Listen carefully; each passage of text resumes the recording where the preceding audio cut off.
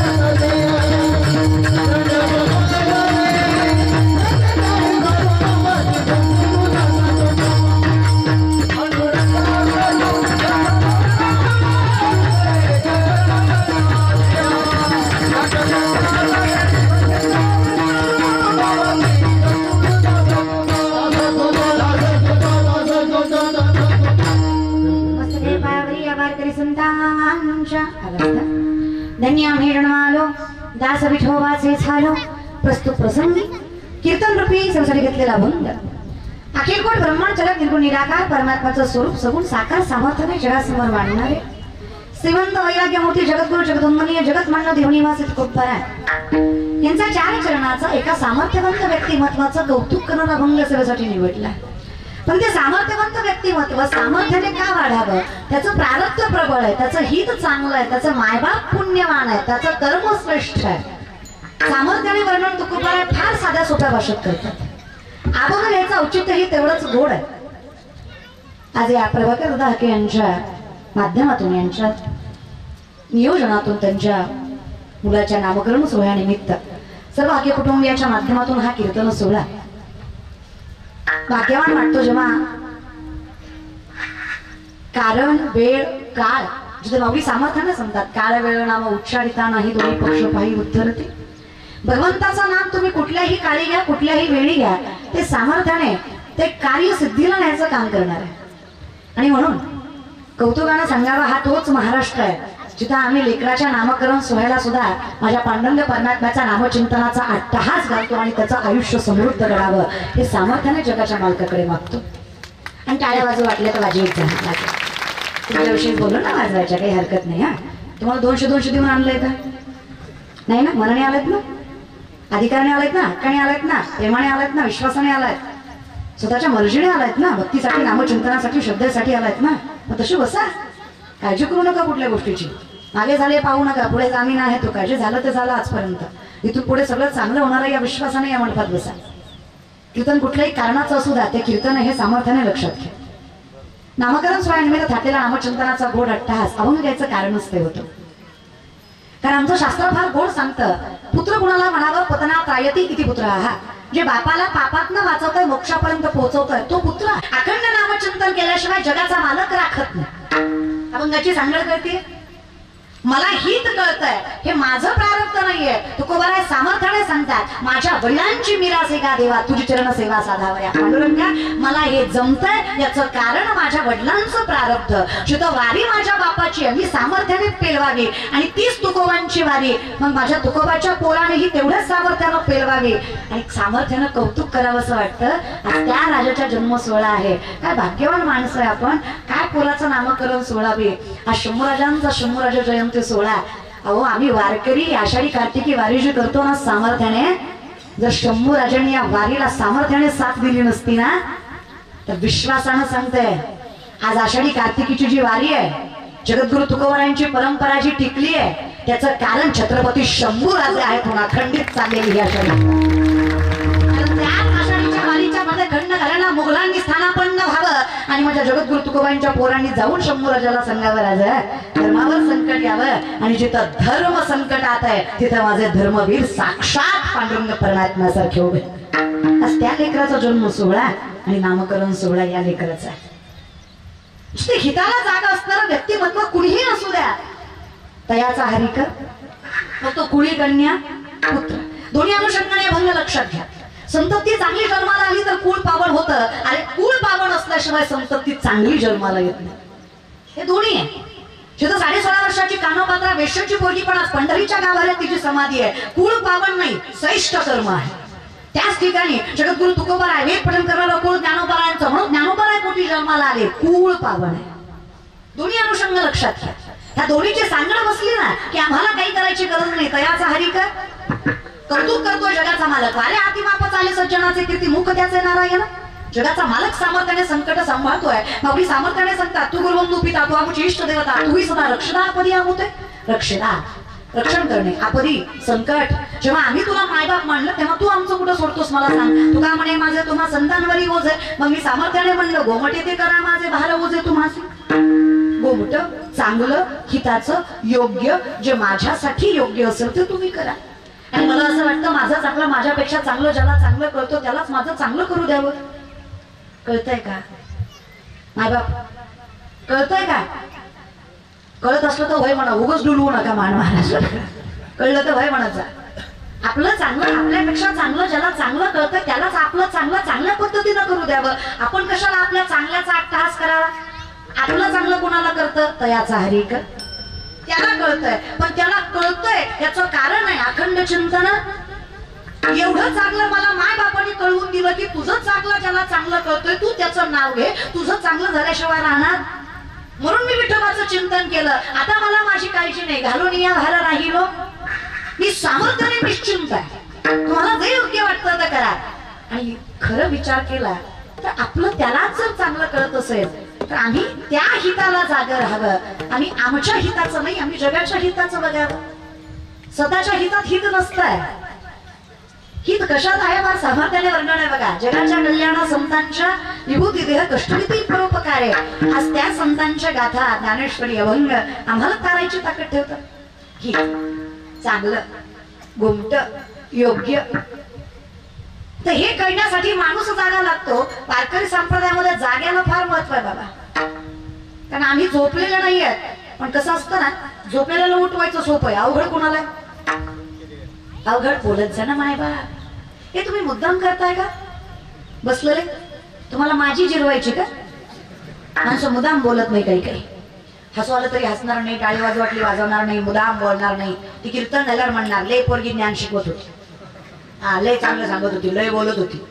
आख्या मंडपानं ऐकलं, पट्ट्यानं ऐकलंच नाही. ऍटिट्यूड कर म्हणलं काय करायचं ते. असं नसतं रे दादा. कीर्तनात बसला पण आनंद घ्या की त्या गोष्टीचा. Feel the moment. प्रत्यक्ष जगतचा. कशाला पुढचा विचार करताय? कशाला मागचा विचार करताय? आहेत ना तास दीड तास आनंदमाने जगा. हे माहेर आहे माय बाप तुमचं. इथं हसू वाटलं हसा, रडू वाटलं रडा, नाचू वाटलं नाचा. आता एखादी माय म्हणून नाचली असते ग, पण ज्याच्या संग गाठ बांधली ते गुणाचा नाही. त्यानं जर मंडपात नाचताना बघितली तर घरी गेल्या गेल्या माझं कीर्तन काढी. घरी गेल्या गेल्या म्हणे लई संतीन आली होती मंडपात, तू या तू ये घरी तुझी महाराजींकडे. तू महाराज चालतं ग जग. आजपर्यंत कुठल्या संतांना लोकांनी चांगलं म्हटलंय? संत कळत नाहीत, लोकांना देव ओळखू येत नाही, ज्ञानाची पारंगतता मिळत नाही, सामर्थ्याने आम्हाला वैभव कळत नाही, आम्हाला श्रेष्ठता परंपरेची कळत नाही. यात आमची चूक नाही, हे आमची मूढता आहे, हे आमचं अज्ञान आहे, हे आमचं पाप आहे जे आम्हाला भजनात रमू देत. जर तुम्हाला कीर्तनात आनंद येत नाही ना, त्यात तुमची चूक नाही. माझं माऊली सांगतात नामासी विनमुख तू नर पापिया हरिविन धावया न पावे कोणी. काही माणसं म्हणतात निघालतो कीर्तनाला पण गेलो नाही, भूमिंग काढायचा होता. भुईमुंग करतो तुम्ही निघालो होतो कीर्तनाला पण गेलो नाही, भुईमुंग काढायचा होता. काही म्हणतो जाणार होतो पाऊस लय पडला शेत चिवडल्या. तिसरा म्हणला गेलतो बसलो थोड्या वेळानं आलो माघारी. चौथा म्हणला शेवटपर्यंत बसलो पण कळलंच नाही. तुमच्या चुकाच नाही रे. तुमचे पाय कीर्तनाकडे वळत नाही, तुम्हाला कीर्तन कळत नाही, तुमचं मन कीर्तनात लागत नाही. तुकोबाराय तेच तर सांगतात. तुका म्हणे नाड पाप ठाके हिताड. हे हित जगू देत नाही त्याचं कारण पाप आहे. अरे भजनात रमू देत नाही त्याचं कारण पाप आहे. अरे मायबाप कळत नाही पाप आहे. अरे माणुसकी समजत नाही पाप आहे. अरे संतांना सुद्धा मूर्ख म्हणतो येड्या, हेच तर पाप आहे जे हित कळू देत नाहीये. मग हितासाठी जागर त्याच्याकडे आहे जो पुण्यवान आहे. आता पुण्यवान कोण आहे? हरिमुखे, त्याच्या मुखात अखंड चिंतन. आता जो पुण्यवान आहे त्याच्याकडे पापाचं लक्षण नाहीये, तो जागा आहे. जो जागा आहे त्याचं कारण त्याचे मायबाप कर्माने श्रेष्ठ. धन्य माता पिता. आता हे मी एकटी म्हणत नाहीये, माऊली म्हणतात ज्ञानोबा आहे, ज्ञानियांचं ज्ञानी, योगियांचं योगी, तेही म्हणतात माझं नाहीये विठ्ठला, ज्ञान गुणगम्य ज्ञानदेवा लाधरे निवृत्तीने दिदले माझ्या हाती, निवृत्ती दासू अवधारी जोजी. हे मला नसतं वाढवता आलं, पण मी दास त्याचा आहे. त्या निवृत्तीनाथांची माझ्यावर पुण्याई आहे म्हणून कळतंय. मग मायबाप जन्मदातेच असावे असं नाहीये. आता मायबापाचा विचार केला तर नामदेवरायजीला माय मानतात ती ज्ञानेश्वरी आहे, ज्ञानोबारायजीला माय मानतात ती मदालास आहे. जिने सामर्थ्याने पाळण्यामध्येच आपल्या लेकराला शुद्धता प्राप्त करून द्यावी ती मदालासा ज्ञानोबाराय, तिला सामर्थ्याने माय मानतात. आता जनाईजीला माय मानते ती माय माझी पंढरीची. ये ग विठ्ठलबाई माझे पंढरीचे आई, ये ग विठ्ठलबाई माझे पंढरीचे आई, ये ग विठ्ठलबाई माझे पंढरीचे आई,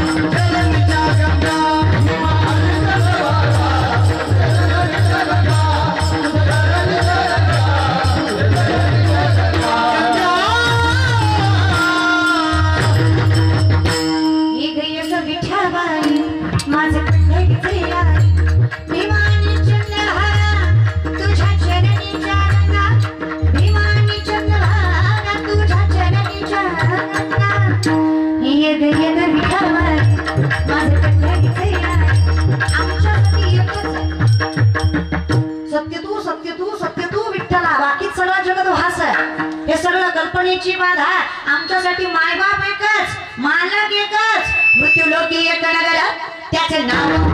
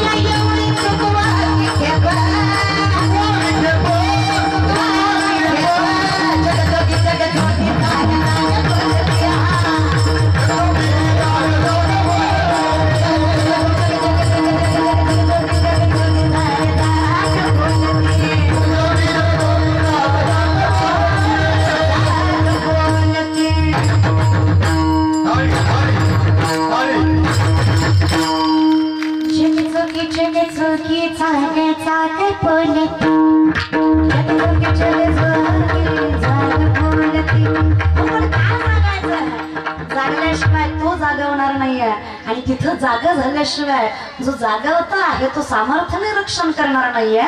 म्हणून माझं तुकोबारायांचं वर्णन नाही, जो असे जागता. आता जाग होणं म्हणजे काय? अखंड चिंतन विठोबाच. चला ते जमलं तो जागा आहे, त्याच्यात तेवढा ताकद आहे की ते जाग करू शकतंय. तुम्हीच विचार करा, जे अभंग जगाच्या मालकाला जाग करतात ते तुम्ही आम्हाला जाग करणार नाहीत का? कारण ह्या अभंगाने जाग कुणाला केलंय? पुढा पांडुरंगाता दर्शन त्या सकळा झाला अरुणोदय सरली निद्रेची वेळा. पुढा पांडुरंगा प्रभात समयो पातळा वैष्णवांचा मेळा गरुडा पायी तारलेला. गाळवंटापासून महाकाळापर्यंत सुरवराची माती उभ्या जगाच्या मालकाला जाग करायची ताकद जर या अभंगात आहे तर ते तुम्ही आम्हाला जाग करणार नाहीत का? म्हणून तो करायचो काय? काही नाही महाराज, सावध झालो सावध झालो. तुकोबाराय सांगतात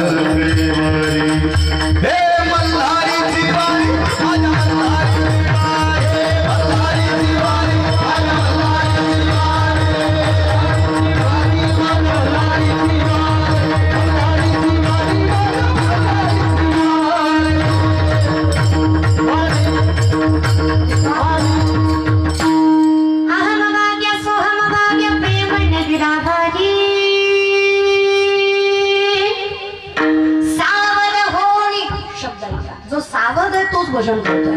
सावध होणी भजनी लागा देव करा कैवारी. मल्हारी जिवारी माझ्या मल्हारी जिवारी, मल्हारी जिवारी माझ्या मल्हारी जिवारी, मल्हारी जिवारी माझ्या मल्हारी जिवारी, मल्हारी जिवारी माझ्या मल्हारी जिवारी, माझ्या मल्हारी जिवारी, जिवारी माझ्या मल्हारी जिवारी, माझ्या मल्हारी जिवारी माझ्या. आपण माणसाला वारी घातली उठली तर आपली चुकायची महाराज. ते काय सोपं असतं का दादा? हा, पण सावध आहे तो भजनी आहे. जो सावध नाहीये तो भजन करत नाहीये. आणि आनंद तर भजनातच आहे, जे अखंडित चालतंय, ज्याला कुठल्याच प्रकारचा कलंक नाहीये, द्वेष नाहीये, विध्वस्त नाहीये, ज्याला कुठल्याच प्रकारचा इटाळ वाटाळ नाहीये, ते भजन आहे. उच्च नीच काही नेणे भवंत तिष्ठे भाव भक्ती देखुनिया, ते भजन आहे दादा. जो कुठल्याच प्रकारचा आम्हाला कर्मकांड धोतांड शिकवत नाहीये, जे सावध करताय. सावध याचा अर्थ चुकीच्या मार्गाने जाऊ देत, सावध करताय. नाही शिकवत कर्मकांड, नाही शिकवत धोतांड, नाही शिकवत चुकीच्या प्रेरणा, नाही शिकवत चुकीच्या परंपरा, नाही शिकवत चुकीचं ज्ञान. ते अभंग आहे, ते भजन आहे, ते नामचिंतन आहे. जे मला कळवून देत आहे देवा एक तू आहे जो माझं रक्षण करतोय. अहम वैश्वानरो भूत्वा प्राणिनाम देहमाश्रित प्राणापान समायुक्त पच्चामेन्यम चतुर्विधम. अर्जुना कुठल्या गोष्टीकडे वळतोयस तू? अरे सक्षमतेने लक्षात घे, तिथे अन्न पचवणारा सुद्धा मी आहे. जठरामध्ये अग्नी म्हणून जो वास करतो ना, विठ्ठल जगदीश्वर कृष्ण राम शिव विश्वेश्वर पंचमहाभूतही मी अनु रेणुही मी. भलत्याला म्हणायची गरज नाही, अखंड चिंतन विठोबा. म्हणून तर तुकोबाराय सांगतात आपुला तो एक तेने विना शिवा सुख नव्हे. 24च्या 24 अवताराचे अभंग तुम्हाला वारकरी संप्रदायात सापडतील. पण तुकोबाराय सामर्थ्याने सांगतात आमच्यासाठी सामर्थ्याने सुद्धा माझे डोळा जडो तुझे मूर्ती. पुढे उत्तर आहे रखमाईच्या पती. आम्हाला तो रखमाईचा पतीच एकमेव आहे. एक गाव आम्ही विठोबाचे आणि का ते काम. मग हे हित, हे जागर राहणं, ही सावधता, तुझं नामचिंतन. लोक बरेच विचारतात काय कळतं, काय देतं, काय देवाचं ना, काय दिलं नाही सांगा, काय दिलं नाही तर सांगा. तुकोबाराय म्हणले गाढवाचे घोडे आम्ही करू दृष्टी पुढे. गाढवाचं घोडे करायची ताकद विठ्ठलाच्या नामात आहे, अजून काय सांगायचं. लोक म्हणले तोंडाला तर म्हणून काही बोलतं का? तरी गाढवाचं कुठं घोडं होतं का? बघायचं का? लय लांब जाऊ नका. तुम्हाला जे दिसतंय ते गाढवाचं घोडच आहे. येडेव आम्ही गाढवच आहे महाराजांना. कुठं फार अक्कल आहे. पण जेव्हा अहंकार येतो ना तेव्हा मात्र सगळं नाशाला जातं. आणि हे कितीही तुम्ही म्हटलत ना तरी ज्ञान आलं की अहंकार, ज्ञानाची पहिलीच पायरी अहंकार. मग ते थोडं असो नाही तर जास्त. जेव्हा 4 माणसं मानतात तेव्हा लोक म्हणणार ना ताई काय छान कीर्तन केलं. ताई मंडपावरच, मंडपात सुद्धा नाही. तर याची अक्कल ताईला पाहिजे. जो सांगतोय त्याला एवढं ज्ञान त्यातलं नाहीये. आपल्या गुरुवर याने आपल्या बापाने पांडुरंग परमात्म्याने जेव्हा कौतुक करावं आणि देव कौतुक केल्याशिवाय सोडत माझ्या विठोबाचा कैसा प्रेम भाव आपणची देव होय गुरु. तो कौतुक करू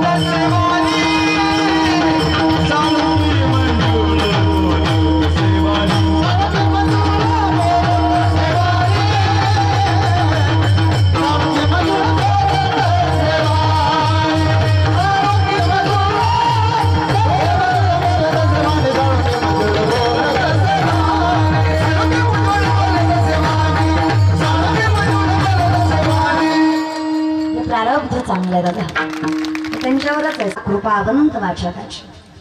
हे दिसतोय मी पण हे प्रारब्ध आहे. धन्य माता पिता हे माझं नाहीच आहे विठ्ठला. 5 मिनिटं महाभारतात जाऊ लगेच भारतात येऊ. 5 मिनिटं जस्ट 5 मिनिट्स. चला काढू का तिकीट? चला महाराज सर काय त्याला काही वेळ लागतो. गेले महाभारतात सगळ्यात ज्ञानी कोण आहे? द्रोणाचार्य. सगळ्यात ज्ञानी कोण आहे? द्रोणाचार्य. 7 मंडल केंद्रबिंदू. महाराज असं सुंदर चक्र बिकळ केलंय. आता अर्जुन म्हटला मी जाऊ का? धर्मराजा म्हटले तू गेलास तर बाहेरचं युद्ध हारलं जाईल. अभिमन्यू म्हणला मी जाऊ का? जातोस का? जा. अभिमन्यू चक्रव्यूहात गेला खरं पण त्याला बाहेर यायचं ज्ञान नव्हतं. कारण गर्भात तो फक्त जायचं शिकला होता. माणसं म्हणतात कळतं का गर्भातलं? अर्थात माय आजकालची माणसं फार पुढच्या पिढीला नावं ठेवतात. आजकालची म्हातारी माणसं 12 बसून सहज बोलतात काय रे आजकालची पोरं वाया गेली. काय पहिलं कसलं होतं आजकालची पोरं वाया गेली. हो तू मारुतीच्या मंदिरात बसून पते खेळ. उभ्या मारुतीला राणी दाखवून आम्हाला पण लेकरं वाया गेली. महाराज तुमचं काही आमच्याकडे येणार आहे की नाही? का ग मा मिश्रा लावला ना तुमचं मुख घेते ना आम्हालाच म्हणती लेकरं वाया गेली. अगं तुझ्या मिसरीच्या वासानं मशिरानं दूध द्यायचं बंद केलं. आणि तू अरे विचार करा ना कुठून कुठं येत आहे. काहीतरी कारण असेल की नाही. आज माझा बाप माळकरी, आजा माळकरी, पजा माळकरी, पंजा माळकरीच होता. थोडं तरी ज्ञान आलंच की आमच्याकडे. तेवढं थोडंही फार आहे. अहो नामचिंतन नका. ज्ञानाची गरजही नाही. अखंड मुखात नामचिंतना सुद्धा काही फरक नाही पडत आहे. नाही तयाविनं भुकेला विठ्ठल येईल तैसा बोल रामकृष्ण. विनंती आहे नामचिंतनाचा अधिकार तरी असावा. महाराज अभिमन्यू गेला खरं, पण बाहेर यायचं ज्ञान नाही. केंद्रबिंदू पर्यंत पोहोचला आणि बाहेर यायचं ज्ञान नसल्यामुळे तिथंच पडला. जयद्रथाने याचा गैरफायदा घेतला. मानेवर लात मारली अभिमन्यूच्या. पाणी आलं डोळ्यातनं. अभिमन्यू रडताना अर्जुनाने पाहिला. राग आला अर्जुनाला. अर्जुन म्हणला, क्षत्रिय नावाने कलंक आहेस तू. एकतर पडायला नव्हता पाहिजे आणि पडला तर जगायला नव्हता पाहिजे. तू पडला ती पडला, जगला ती जगला, वर्ण रडतो. अभिमन्यू म्हणला, बाबा पडलो म्हणून रडत नाही, डोळ्यात पाणी यायचं कारण आहे. जयद्रथाने माझ्या चुकीच्या अवस्थेचा गैरफायदा घेतला, माझ्या मानेवर लात मारली, त्याचा बदला मला घेता आला नाही म्हणून डोळ्यातनं पाणी आलंय. शोभला क्षत्रिय सोड जीव. अर्जुन म्हणला, शोभला क्षत्रिय सोड जीव. बाप जिवंत आहे तुझा, बाप जिवंत आहे तुझा. उद्या सूर्यास्तापर्यंत जयद्रथ मेलेला असेल, नाही मारला ना तर अर्जुन पण घेतो. स्वतःची चित्ता स्वतः रचला, उडी स्वतः मारत. आता पटपट बोला, पण कोणी केलाय? बोलत जा बरं तुम्ही. एक कीर्तन झालं, माझ्या पाकिटातलं थोडं थोडं देते तुम्हाला, पण बोला. इतकी मळ्याला बसल्या आणि बसल्या, तू बोल मी आहे, तू बोल मी बसलोय, तू बोल मी ऐकतोय. जरा तरी प्रेम बिम दाखवा. हा काय जिवंत रे, मी गेले बिले नाही. जरा तरी आनंद दिसू द्या चेहऱ्यावर. नाही तुम्हाला ती इलेक्शनचा काळ आहे ना, तुम्हाला सवय लागली, घेतल्याशिवाय बोलत नाही तुम्ही. घेतलं की मग असतं, तुम आगे बढो हम तुम्हारे साथ यार. इथं बोल, इथं जगाच्या मालक पाठीशी उभा आहे, तुझ्या ते नाही तुला दिसत आहे, बल त्याच्या पाठीशी लागायला काही नाही. लईच अवघड आहे ना का, पण तुमचं काही नाही म्हणा, काही घेणं नाही तुम्हाला. तुम्हाला फक्त माझी गाडी, माझी माडी, माझी दाढी, माझी बॉडी, माझ्याच बायकोची गोलगोल साडी. तुझी दाढी जळू दे, माझी बिडी पिटू दे, माणसं आहे का रे आपण. आणि खरं आहे म्हणा, कुठं आम्ही तरी प्रामाणिकपणा शिकवावा लोकाला. लईच अवघड आहे, पण काही म्हणा तुम्ही. बोलत जा दादा. काय तुमचं वेवाटोळं केलंय? तुमच्या गावाशी तरी नदी आहे का? नदी आहे का? नदी आहे? नदीला पाणी आहे का? आहे का नाही? तेवढं तरी सांगा, आहे का नाही? असलं तर लिहून टाका, नसलं तरी लिहून टाका. दगडावर आपटून मरते, पण तुमच्या गावात नगला का? यांच्या गावात नाही का नदी? तुमच्या गावात आहे का? तुम्ही लिहून टाका. कोणतरी लावा हातभार चांगल्या कामाला. बोलणं झाली हो, दिसती दगडावरी बसले ती, दिसती नाश्ता कांदा करून द्या. बोलत जा. मला माहित आहे माझ्यापेक्षा तुमचं ज्ञान मोठं आहे, पण आपला लेकराच्या अधिकारानं तुम्ही बोलत जा, बोलत जा, बोलत जा. हा, मी काही तुम्हाला शास्त्रवेद उपनिषद विचारत नाहीये, साधा साधा प्रश्न विचारला ज्याचं उत्तर मी आता सांगितलं. आता पण कुणी केला? कुणी केला? अर्जुनानं. कुठल्या? भिका पाटलाच्या खालच्या आडीच्या. अर्जुन कुठला? महाभारतातला. हा, अर्जुन महाराज. मग अर्जुनानं पण केलाय, कुंतीच्या अर्जुनानं पण केलाय. कशाचा?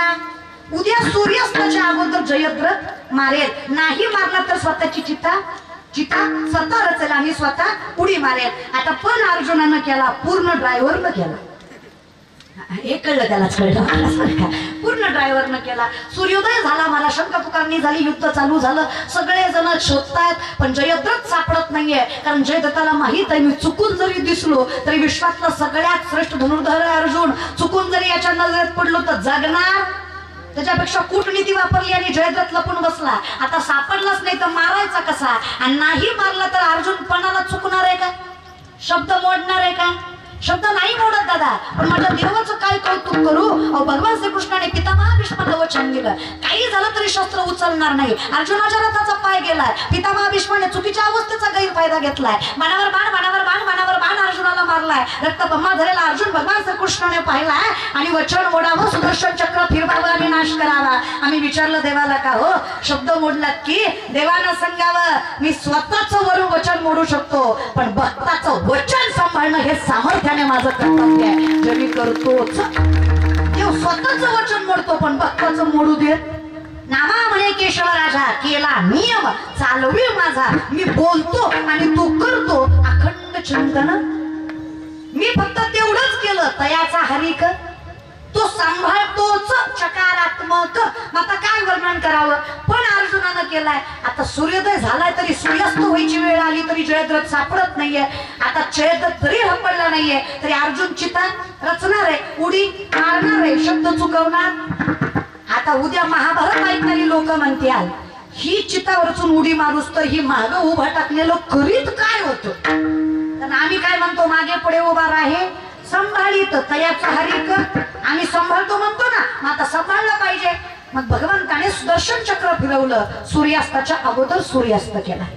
अर्जुनाला वाटलं मी हारलो, चिता रचली, उडी मारणार. तेवढ्यात अर्जुनाला देवाने सांगितलं आपल्याकडे नियम आहे, आम्ही जातो आमच्या गावात, त्याच्या अगोदर आमचा राम राम घ्यावा. आता बाय बाय करतो की नाही आपण गावाला जाताना बाय बाय, हा मग बाय बाय करायचं दादा.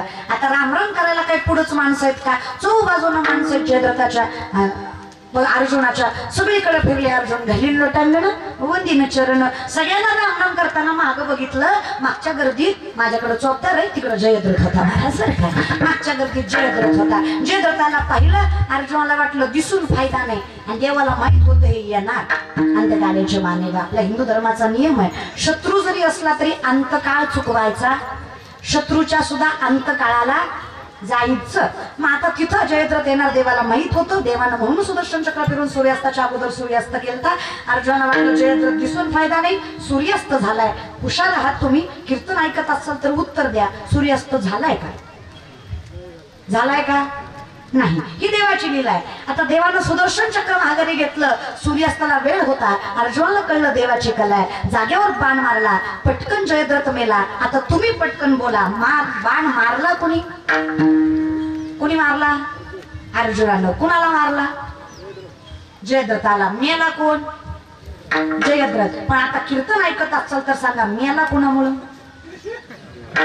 मेला कोणामुळं? कोणामुळे मेला? देवामुळे. अगदी तसं आहे. तेव्हा हे दिसत जरी माझं असलं तरी हा करणारा मायबाप तू आहेस. आणि मला सांग, जर तू माझा मायबाप आहेस तर माझा मायबापही तूच आहेस की. माय जगन्नाथ बाप जगन्नाथ अनाथाचा नाथ जनार्दन. सामर्थ्याने वाक्य लक्षात ठेवा. जर विठ्ठल माझी माय आहे तर माझी माय कोण आहे?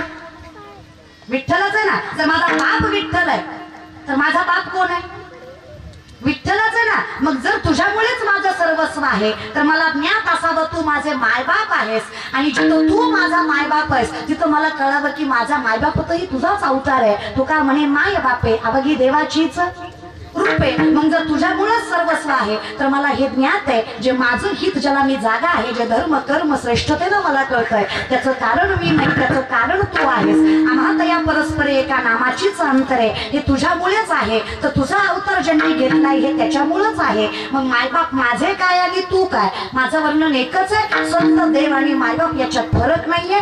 आम्हा या परस्पर एका नामाचीच अंतरे. या ज्ञान भक्ती सहज भक्तू एकवटला मज. तोची मीही केवळ तुझं श्रुतही आहे, मला ज्ञात आहे. आपुल्या संसाठी करोनी गेला देव पहावया गेलो, तेथे देवची होणी ठेलो. ज्या कुळात अखंड विठोबाचं चिंतन आहे ते मायबाप विठ्ठलापेक्षा कमी नाही. त्याची श्रीमंती एवढी धनवान आहे, जिथं नामाचा अधिकार आहे, त्याच्या अधिकाराचं आम्ही वर्णन करू शकत नाही. मग अर्थात तू जर माझा मायबाप आहे तर माझ्या मायबापाच्या मुखात तुझं नामचिंतन याचा अधिकार तुझं आणि त्यांचं स्वरूप वेगळं नाहीये. मग माझं जे हित आहे हे मला कळावं की हे माझ्यामुळं नाहीये. मग नेमकं कोणामुळं आहे, मी जागा का आहे याचं वर्णन तू कोबरा से जागता अपनी हितानो से जागता अपनी हितानो से जागता अपनी हितानो से जागता हरिया मोरी आई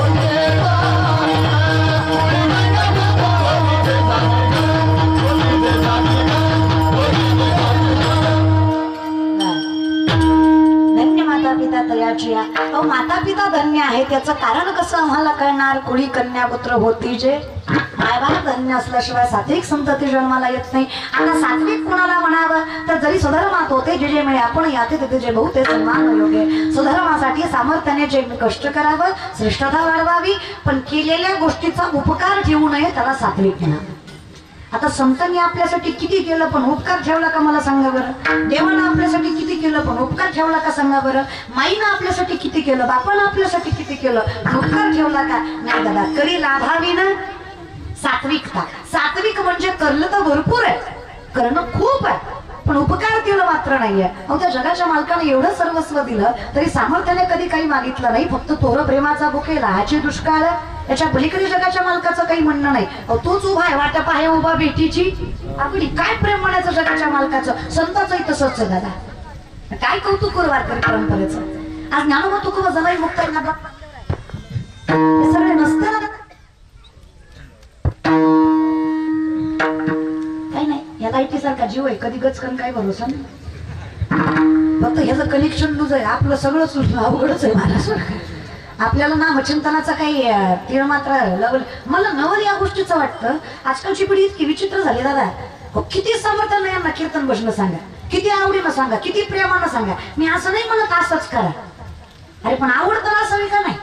पण खरं आहे म्हणा, कचकच कांद्याचा गबाळ ह्याला भजन कसं आवडेल? त्याला पात्रता बी कशी लागते महाराज. यांची आखी जिंदगी वाईटत गेली. आणि जिथं नजर पवित्र नाहीये, मन निर्मळ नाही, तिथे किती प्रमाण घरात वैताची झाडं मी गुरुविन ज्ञान तया काहीची कीर्तन घडेल ना आम्ही. अशी अवस्था आहे. कुठे कीर्तन ऐकून तरी लय मजा येणार दादा. आमची अवस्था म्हणजे आम्ही आतूनच असे दृढ विश्वासाने आहोत की हे सगळं आमच्यामुळे. त्यामुळे आमचा अहंकार आम्हाला देवाजवळ जाऊ देत नाही. आता सात्विक कुणाला म्हणावं जिथं कधीच म्हणलं जात नाही हे माझं आहे.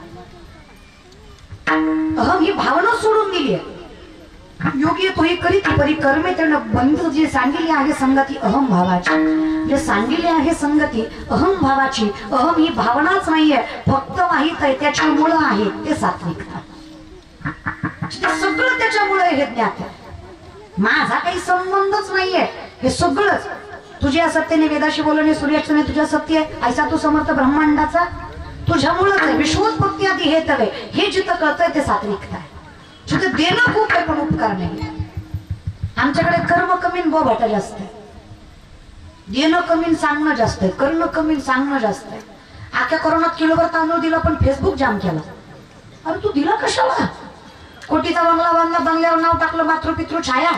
घरात गेल्यावर कळलं मातृवाट्यावर पितृवाट्यावर आणि छाया खाटावर. आग लागू तुझ्या बंगल्याला, तू लिहितो कशाला?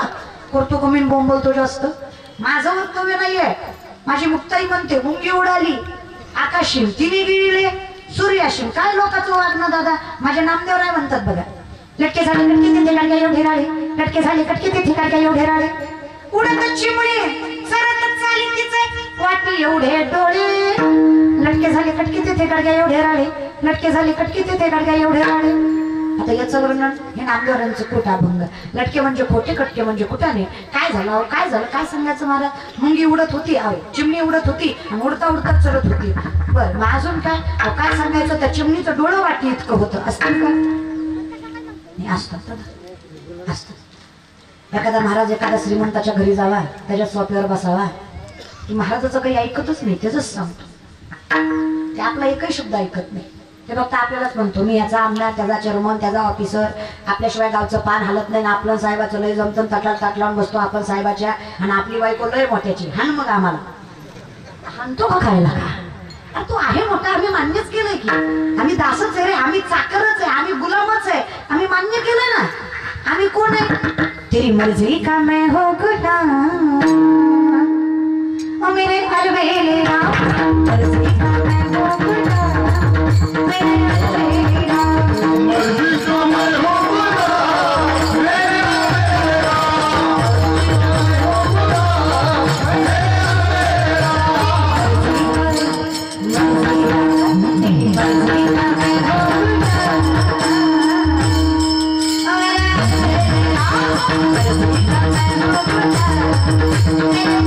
राम, मर्जी का मैं हो गुलाम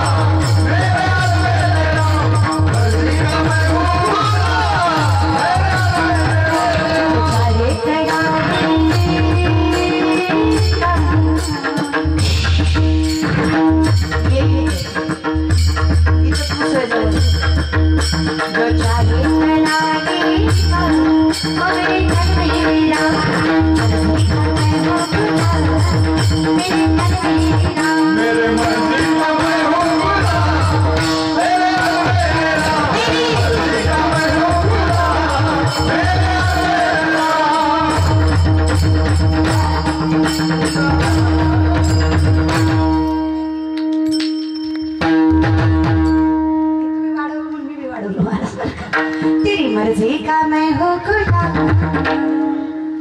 ओ मेरे घर मेरा मेरा आपकी कृपा से सब काम हो रहा करती हो तुम कन्हैया मेरा काम हो रहा है मेरा आपकी कृपा से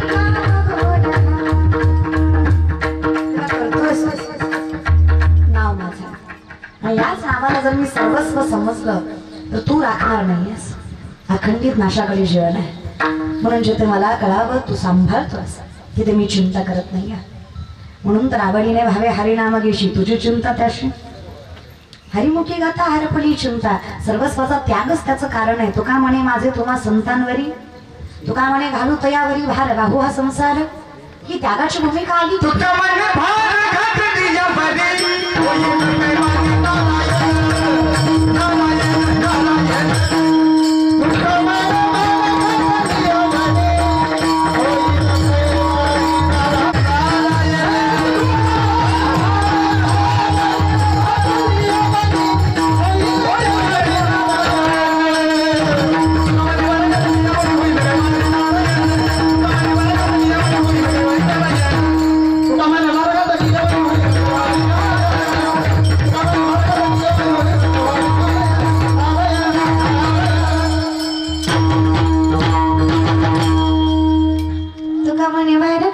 भरी होईल काही बारी नारायण तुका म्हणे बारी भरी होईल काही बारी नारायण तो सांभाळतोय 9 महिन्याची गर्भावाशी नसणारी चोखोबाची कांता सोयरा नाव तिचं किती सांभाळतो देव माझा बायकोनं सहज म्हणली नवऱ्याला स्वामी आयुष्यभर तुम्हाला कधी काही मागितलं नाही फाटक्या पदरावर संसार केला तुमचा आणि बायको तिलाच म्हणावी हिनं कधी तक्रार केली संतांच्या बायकडे तक्रार केली पण देवाकडं नवऱ्याकडं तुकोबाच्या बायकोनं आवलीनं तक्रार केली पण देवाकडं बरे नाही केले माझे माय बापे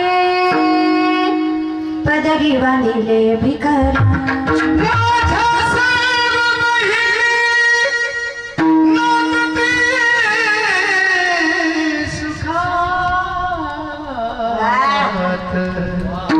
माझी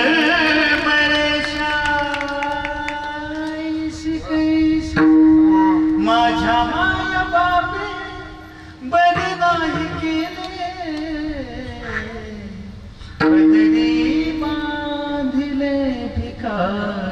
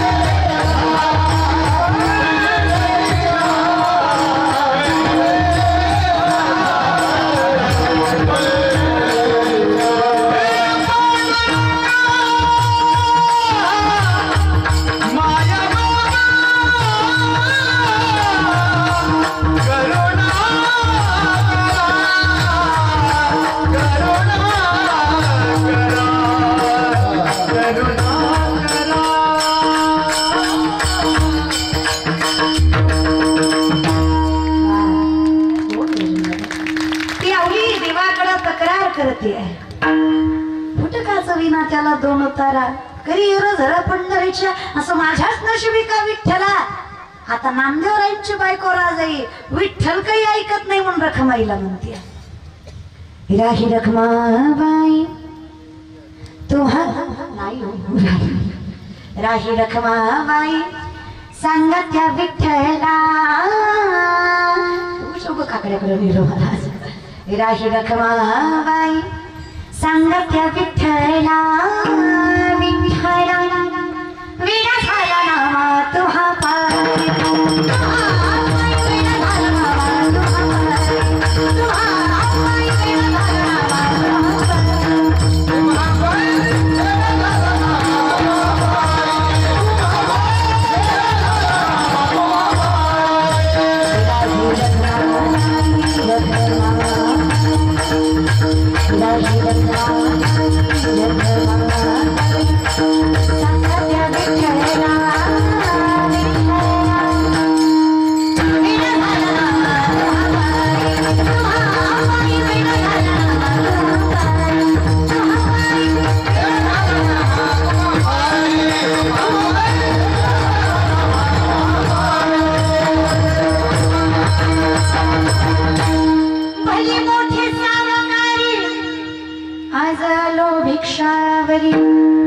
सामर्थ्य राजाई माता सांगते रखमाईला भली मोठी सावकारी आजी आलो भिक्षावरी राही रखमाबाई सांगा त्या विठ्ठला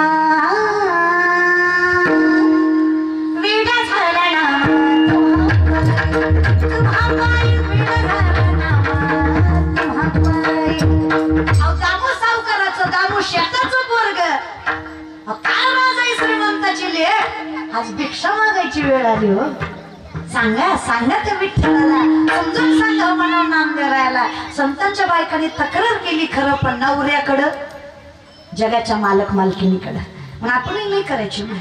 मग त्या स्वैराबाईनं सहज म्हणली नवऱ्याला स्वैरा कोण संत चोखोबाची पत्नी 9 महिन्याची गर्भवाशीने 4-5 दिवसावर बाळात पण आलं आणि सहज म्हणली नवऱ्याला धनी आयुष्यभर फाटक्या पदरावर संसार केला बायको म्हणून कधीच काही मागितलं नाही आजही मागणार नाही पण आई होणार आता आई होणार विनंती एवढीच आई म्हणून मागते विठ्ठला आई म्हणून मागते स्वामी एकदा आता लेकराच्या भविष्याकडे विचार करा आयुष्यभर विठ्ठल विठ्ठल म्हणला काही म्हणलं नाही पण खरं सांगा विठ्ठल विठ्ठल म्हणून कुठं संसार चालतो का आणि परमार्थ करून कुठं आयुष्य फुलतं का. नवजात शिशु जन्माला येणार आहे लेकरू जन्माला येणार आहे त्याच्या भविष्याचा विचार करा जरा विठ्ठलाचा नाद सोडा आणि संसाराकडे लक्ष द्या. जोपर्यंत म्हटलं माझी बायको भजनात खंत घालतीये माझी भजनात भंग करतीये तिला खंत वाटतीये मी भजन करतोय त्याचं 9 महिन्याची गर्भवाशी बायको सोडून चोखोबाराय गेले बहिणीच्या घरी बहीण निर्मला नाव तिचं निर्मलेच्या घरी गेले इथं दिवस भरले चोखोबाराच्या बायकोला नवऱ्याची वाट बघतीये नवरा काही येत नाहीये दिवस भरत तिला कळा सुरू झाला 5 मिनिट कळा सुरू झालेला माय माऊलीनं पांडुरंग परमात्म्याची याचना केली विनवणी केली देवाला देवा चुकलं माझं चुकलं मान्य करते माझं विठ्ठल विठ्ठल करत होता पण देव तोडण्यासमोर तरी होता देवा नवरा माझा आज घरात कोणी आणि शेवटी आम्ही जातीहीन आम्ही कशा आहोत जातीहीन आहेत अहो श्रीमंताकडे हाका मारल्या तर लोक जातील आमच्याकडे जीव चालला तरी कुणी येत नाही लोक म्हणतात निस्पृश्य माणसं आहात तुम्ही जातीहीन आहात खालच्या जातीतले आहात खालच्या कुळातले आहात तुम्हाला कोणी स्पर्श करावा अहो हाक मारली तरी लोक धावणार नाहीत विठ्ठला तुम्ही तरी या दयाचा आहे का विठ्ठलाचं चिंतन केल्यावर जगाचा मालक रक्षण करतो अशा माझ्याच नवऱ्याच्या मुखात ऐकलं मी अहो तुम्ही या असा अट्टहास नाही विठ्ठला माझ्या नवऱ्याला तरी धाड पण जिथं भगवंताचं नामचिंतन संत करतायत तिथं सामर्थ्याने त्यांना कसलंच भान नाही या ते कुळ माझे गेले हायले पुणे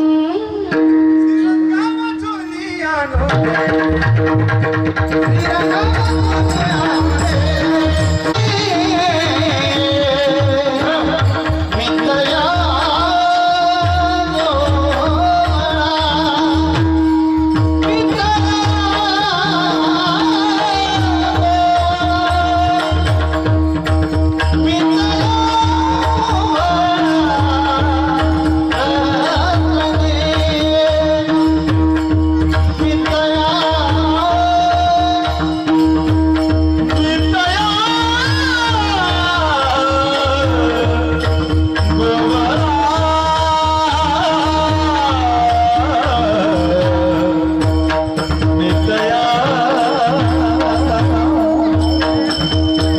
या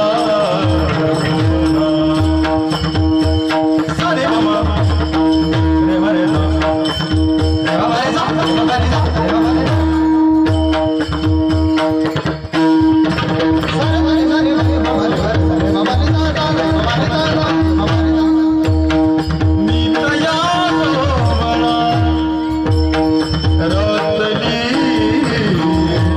देव म्हणले त्यांना आणायचं तर आपल्या हातात नाही, विषय तो त्यांचा झाला नारायण नावडे जनार्दन माता पिता, ते ऐकणार आहेत का? मग आता देवाला कुणाला बोलवायची काय गरज आहे?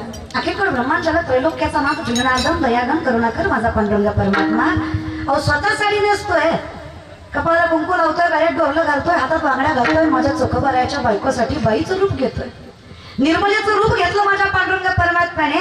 47 चरणाचा अभंग आहे चोखोबारायांचा, नामदेवरायांचा चोखोबांविषयी. चोखोबाची कांता असे ती गर्भीनं झाली ती संपूर्ण नवमास, त्यातलंच 10वं चरण आहे.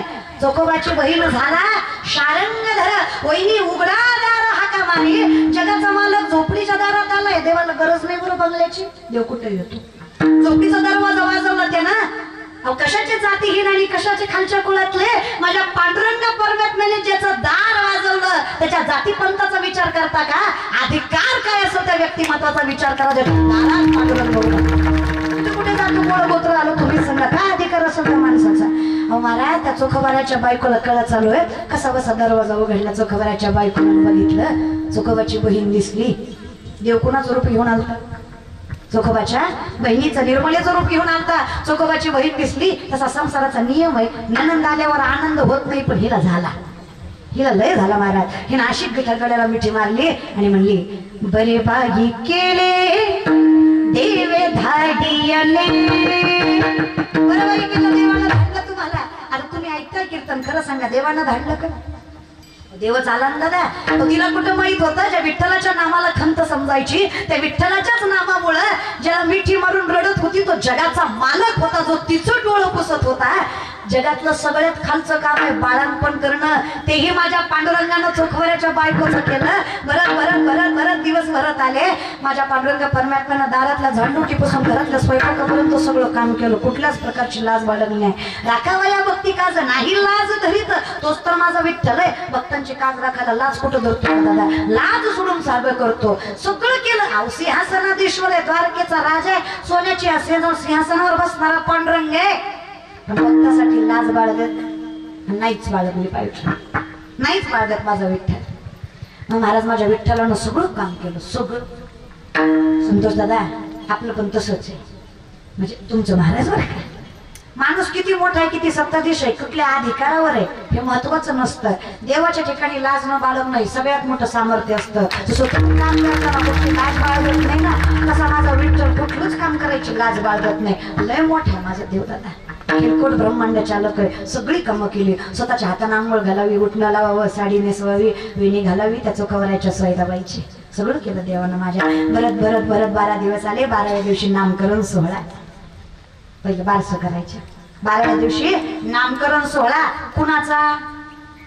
बकरदादाच्या पोराचा काय, चोखोबाराच्या पोराचा काय? नामकरण सोहळा महाराज बरं का, नामकरण सोहळा. अहो नाव ठेवायचं म्हणे, नाव ठेवायचं.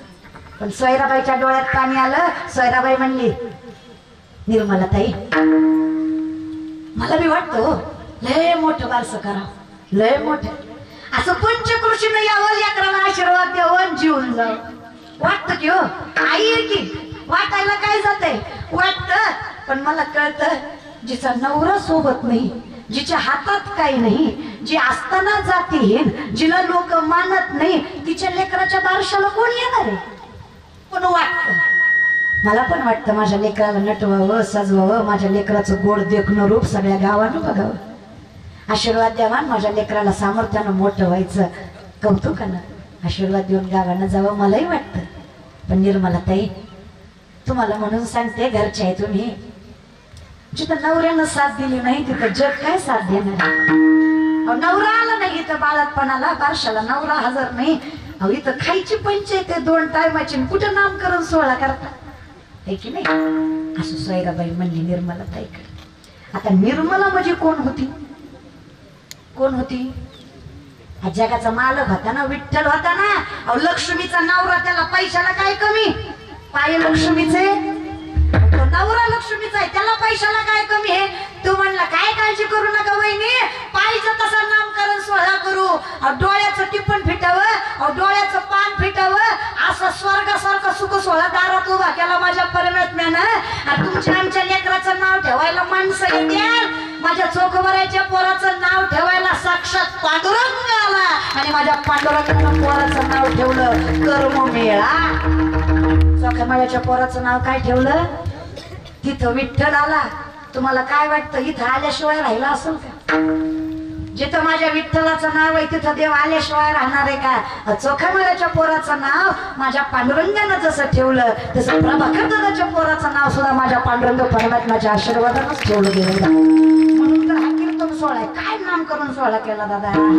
स्वर्ग सुख दारात उतरलं. सोयराबाईच्या पंचकृषीनं पंचपक्वानाचं जेवण केलं. माणसं आली त्याच्यात काय नवल, त्रैलोक्याच्या देवाला हाजरी लावली चोखवराच्या पोराच्या नामकरण सोहळ्याला. आणि माझ्या चोखवराच्या पोराचं नाव ठेवून झालं. बघत बघत 27 दिवस उलटले. 27 दिवसानं चोखवरायला आठवलं माझी बायको बाळंतीण होती. जगली असेल का मेली असेल? किती दिवसानं? आपल्यात आणि संतात फरकच आहे. आपण पंढरपूरला गेलो की ड्रायव्हरला म्हणतो गाडीचं तोंड वळवून ठेवू म्हणजे दर्शन झाल्या निघाय येते. आपण त्यातले आपल्याला देवळदारातले थांबू वाटत नाही. ती संतच वेगळं असतं. 27 दिवसानं चोखवराय घराकडे निघाले. देवाला कळलं न सांगता तो मग कळू येते. देवाचं वायफाय हायफाय वायरलेस कनेक्शन हा जबरदस्त नेटवर्क दादा. देव लगेच निघाला. ते कोण? देव म्हणले आता निघतो. देव काय म्हणले? वहिनी आता येते.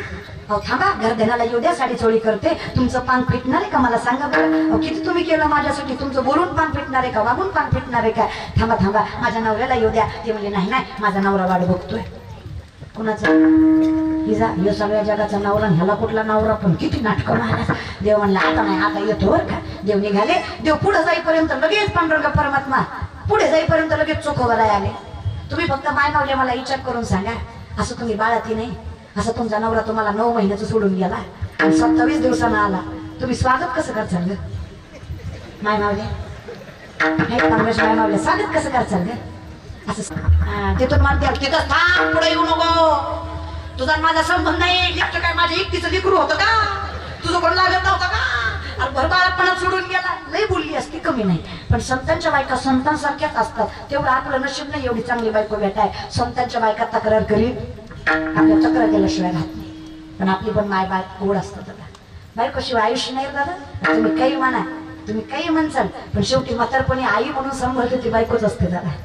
मग बायकोची कदर करायला शिकत जा. 2 शब्द प्रेमानं बोलत जा. त्याला काय होतंय? देव सुद्धा बायकोचं ऐकतो. तुमची काय गत आहे? देव सुद्धा ऐकतो. तेच ना नकाशा म्हणलेलं वर्णन माझा.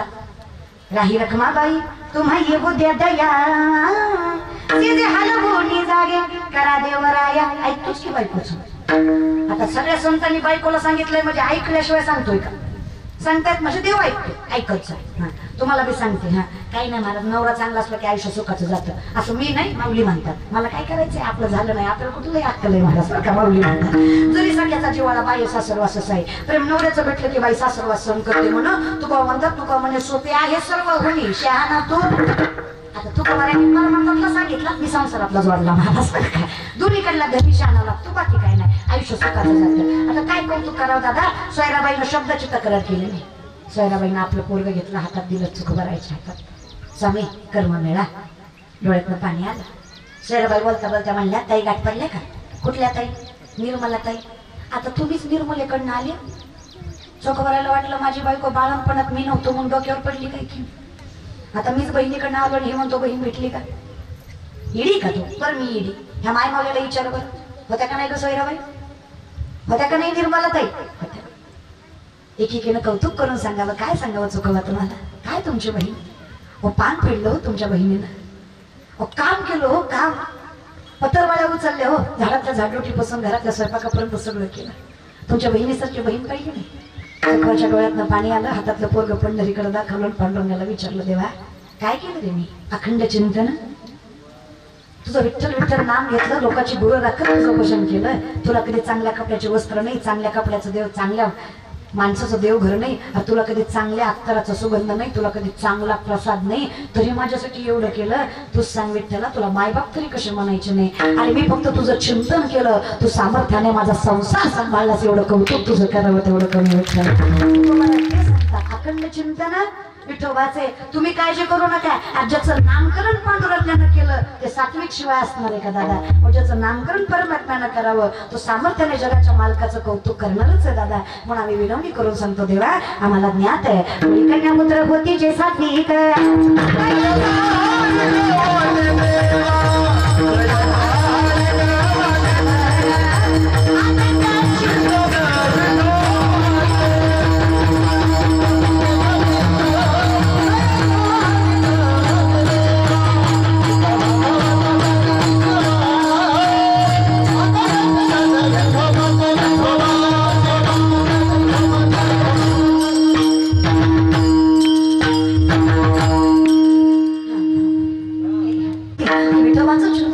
सावधता नाहीये. एक श्रवण. आता श्रवण ही नवविधा भक्तीमध्ये सगळ्यात श्रेष्ठ भक्ती मानली जाते. कथनापेक्षा श्रवण. मग कुठेही जा तुम्ही आमच्याकडे श्रवणाला जास्त महत्व आहे. मग नवविधा भक्तीमधली सगळ्यात श्रेष्ठ भक्ती श्रवण म्हणून तुकोबाराय सांगतात. करीती श्रवण अखंड विठोबाचं चिंतन तयाचा हरिक पाठे देवा सामर्थ्याने कोळी कन्यापुत्र होती जे. हे देवाचंच कौतुक आहे की संतती चांगली जन्माला आली. कळतंय? हे देवानं केलेलं कौतुक आहे की संतती चांगली जन्माला आली आहे. शेवटी ज्यांच्या पोटी जन्माला आली तरी माझ्या दैवा. मग हे सगळं कधी शक्य आहे? दोन्ही हात वर करा. शक्य करू दाखवू आपण. दोन्ही कुल पावन करायचं ना. संतती योग्य पाहिजे.